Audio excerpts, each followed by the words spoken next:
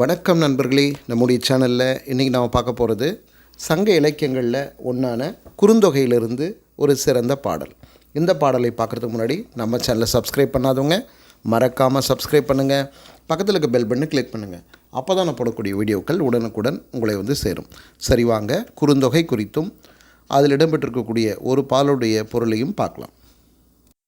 சங்க இலக்கியம் அப்படின்னு சொன்னாவே பண்டைய கால தமிழருடைய காதல் மற்றும் வீரம் சார்ந்த வாழ்க்கை முறைக்கான ஒரு ஆவணம்ட்டு எல்லாருக்குமே தெரியும். நமக்கெல்லாம் ஒரு படிப்பினைன்னு சொல்லலாம். ஏன்னா காலமாக நம்முடைய தமிழர்கள் எப்படியெல்லாம் வாழ்ந்தாங்கன்று தெரிஞ்சுக்கிறது மூலமாக இன்றைக்கி நாம் வாழக்கூடிய வாழ்க்கை செம்மையாக வாழ்வதற்கு நாம் அதை பயன்படுத்திக்கலாம். ஏன்னா நிறைய நாடுகளில் அவங்களுடைய முன்னோர்கள் அவங்களுடைய வாழ்க்கை முறையை எழுதி வைக்கல. ஆனால் நம்முடைய பெரியவங்க என்ன பண்ணியிருக்காங்க, அதை நூலாக்கம் செஞ்சு வச்சுருக்காங்க. இன்றைக்கி நம்ம ஒரு பிரிண்டட் மெட்டீரியலாகவே நம்ம கையில் இருக்குது. அதனால் நம்ம அதை படித்து இப்போ வாழக்கூடிய வாழ்க்கை நம்முடைய பழங்கால வாழ்க்கையோடு ஒத்துப்போதா, அந்த மாதிரி தான் வாழ்கிறோமா அப்படின்றத நம்ம ஒப்பிட்டு பார்த்துக்கலாம். நிறை குறைகளை நாம் அறிந்து கொள்ளலாம். நிறை இருந்தால் தொடரலாம், குறை இருந்தால் மாற்றிக்கலாம். அதனால் அந்த வகையில் நமக்கு இந்த சங்க இலக்கிய பாட்டு, அதாவது 8 தொகை 10 பாட்டில் வரக்கூடிய பாடல்கள் அத்தனையுமே பொக்கிஷம் அப்படி தான் சொல்லணும். அந்த வகையில் இன்றைக்கி நாம் பார்க்க போகிற ஒரு பாட்டும் ஒரு சிறந்த பாடல் தான். அதுக்கு முன்னாடி குறுந்தொகை பற்றி நான் நிறைய வீடியோக்களில் சொல்லியிருக்கேன். இருந்தாலும் இந்த பாட்டு மட்டும் பார்க்கக்கூடியவங்களுக்கு குறுந்தொகை பற்றி ஒரு அறிமுகம் வேணும் இல்லையா, அதுக்காக அதையும் நான் சொல்லிடுறேன். குறுந்தொகை 8 தொகை நூல்களில் ஒன்று. நல்ல குறுந்தொகை என்று அடைமொழி பெற்றது. 4 to 8 வரையிலான அடிகளுடைய பாடல்கள் தான் இந்த நூலில் இருக்குது.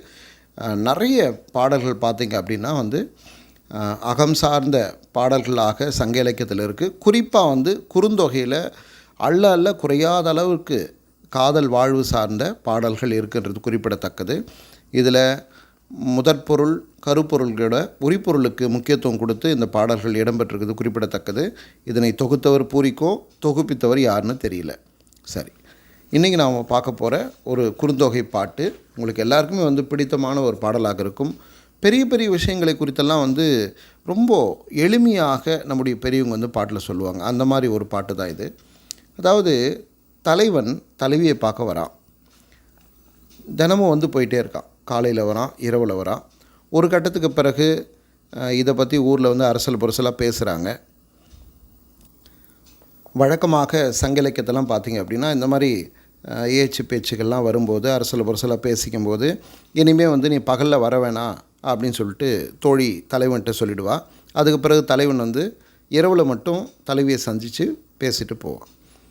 ஆனால் அதுக்கும் கூட ஒரு கட்டத்தில் தோழி தடை விதிப்பான். ஏன் அப்படின்னா, நீ ராத்திரியில் தலைவியை பார்த்துட்டு போகிறது வெளியில் இருக்கிற ஜனங்களுக்கு தெரிஞ்சு போச்சு, அதனால் அவங்களும் ஒரு மாதிரி பேசுகிறாங்க, அதனால் வராத அப்படின்னு சொல்லுவாள். உடனே தலைவன் கோபம் வந்துடும் அவனுக்கு. என்ன நீ பகல்லே வரவேணான்னு சொல்கிற, ராத்திரிலேயும் வரவேணான்னு சொல்கிற, அப்போ எப்போ நான் வர்றது அப்படின்னு கேட்பான்.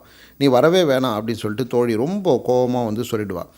எதுக்காக சொல்கிறா அப்படின்னா, அப்போ தான் இந்த காதல் திருமணத்தை நோக்கி போகும் அப்படின்ட்டு தோழிக்கு தெரியும். தலைவன் தலைவி மீது வச்சுருக்க பாசமும் தெரியும், தலைவி தலைவன் மீது வைத்திருக்கிற காதலும் தெரியும். இருந்தாலும் கூட இது இப்படியே டெய்லி பார்த்துட்டு போயிட்டுருக்கிறதுனால இவங்களுடைய வாழ்க்கை முழுமையடைச்சிடாது இல்லையா. அதனால் திருமண வாழ்க்கையை நோக்கி நகர்த்தணுன்றதுக்காக தோழி இப்படிப்பட்ட ஒரு முயற்சியை எடுப்பாள்.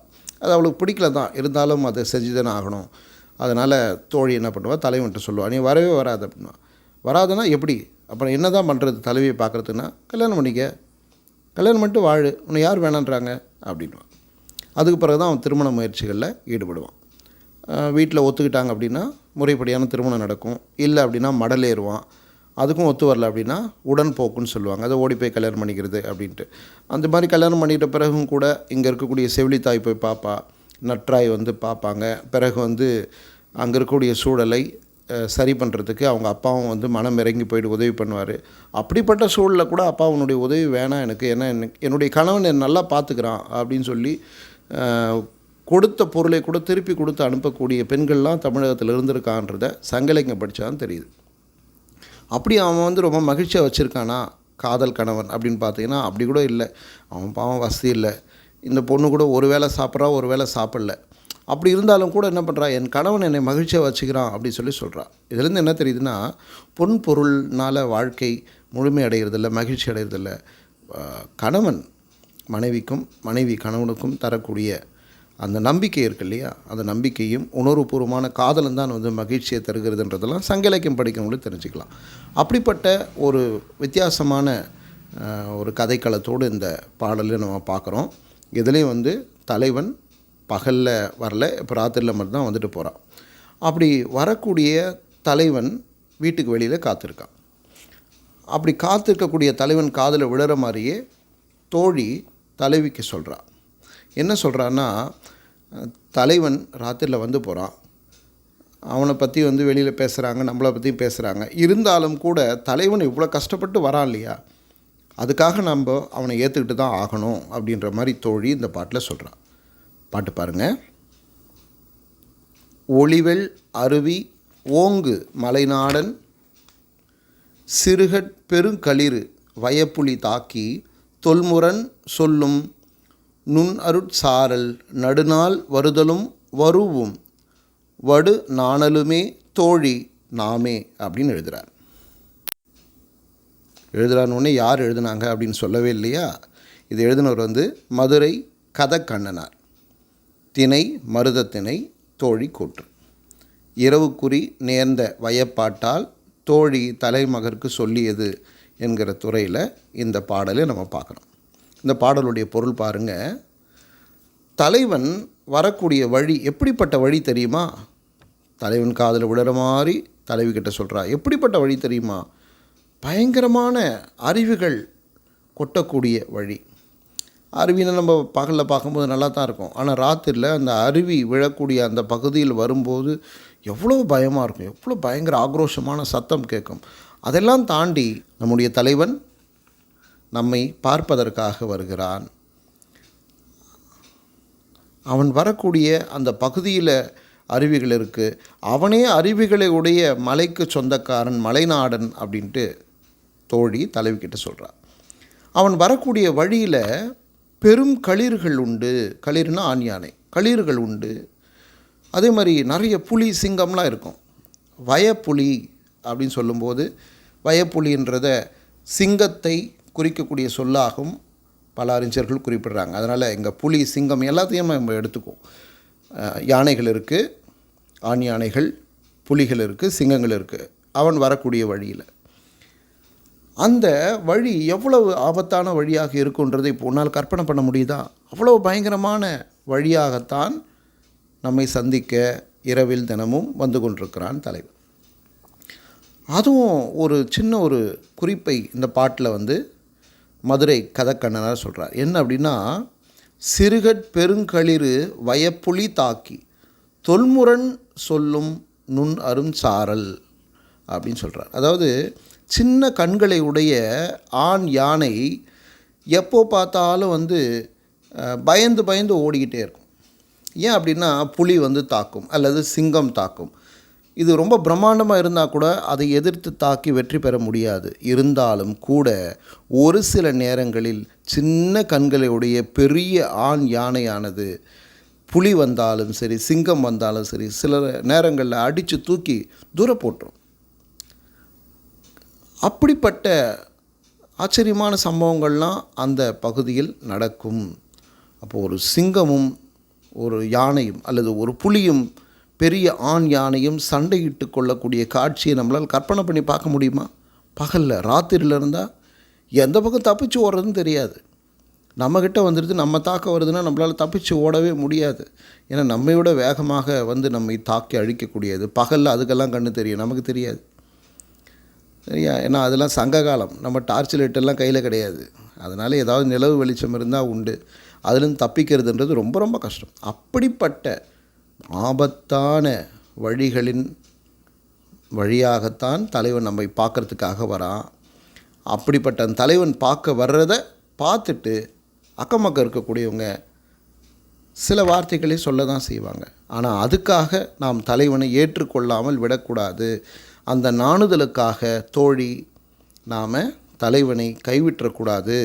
அதனால் நமக்கு இன்பம் தருவதற்காக தலைவன் இவ்வளவு துன்பங்களை சந்தித்து வரும்போது நாமும் சில துன்பங்களை சந்தித்து தானே ஆகணும்.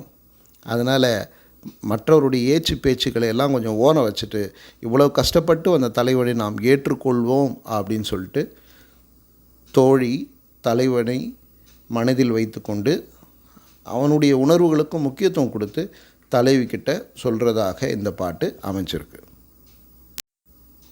சரி, இந்த பாடலில் நாம் தெரிஞ்சிக்க வேண்டிய செய்தி என்ன அப்படின்னா,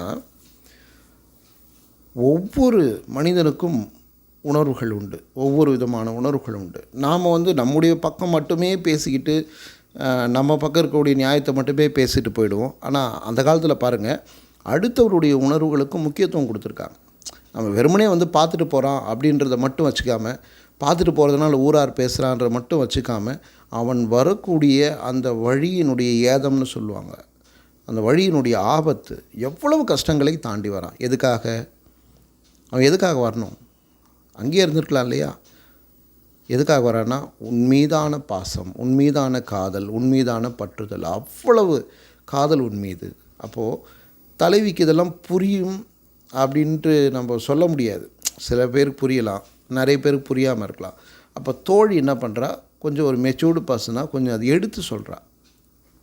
நீ இதை புரிஞ்சிக்க, அவனுடைய உணர்வுகளையும் புரிஞ்சிக்க, இல்லை இதை வர வழி சரியில்லை, ஆபத்தானது, நீ வர வேணாம் அப்படின்ட்டு சொல்லிட்டா அவன் நின்றுவானா? இல்லை, ஆபத்தானது தெரிஞ்சே தான் வரான். ஏன்னா அதை விட அவன் உன் மீது காதல் வைத்திருக்கிறான். சரிங்களா? அந்த துன்பத்தை அவன் தாங்கி கொள்ள தயாராகிட்டான். என்ன ஆனாலும் பரவாயில்லன்னு துணிஞ்சிட்டான். அப்படி எல்லாத்துக்குமே தலைவன் துணிஞ்சிருவான்னு சொல்ல முடியாது. ஆனால் இந்த விஷயத்தில் அவன் துணிஞ்சு வரான். காரணம், நீ அவன் மீது வைத்திருக்கக்கூடிய பாசம், காதல், அது அவனை ரொம்ப கவர்ந்து இருக்கிறது. அவன் மனசில் நீ அப்படியே ஆணி அடித்த மாதிரி உட்காந்துட்ட.